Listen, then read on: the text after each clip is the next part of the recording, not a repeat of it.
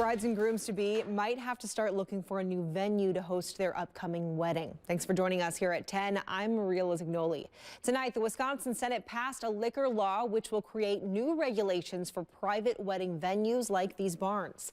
NBC 15's Cameron Kelly joins us now in the studio. And Cameron, this means guests can only drink wine and beer at these farms no more than 6 days a year, and the venue will only be able to allowed to host events just one day a month. This afternoon, Senator Mark Spreitzer, along with other lawmakers from the other side of the aisle, presented amendments to support private business owners. 5 of the 6 were rejected.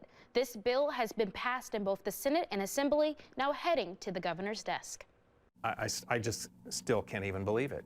I mean, what viable business is open 6 days a year?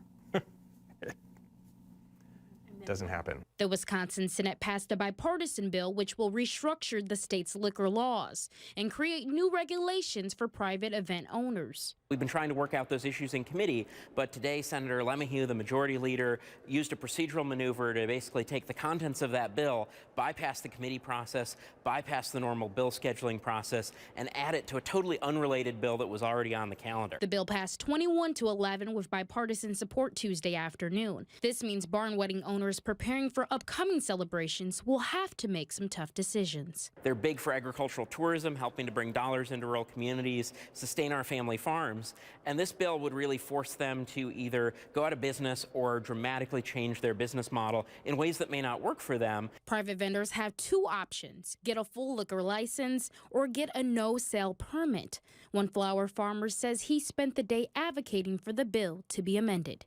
Just to be clear, we in the wedding barn industry support the alcohol bill, right?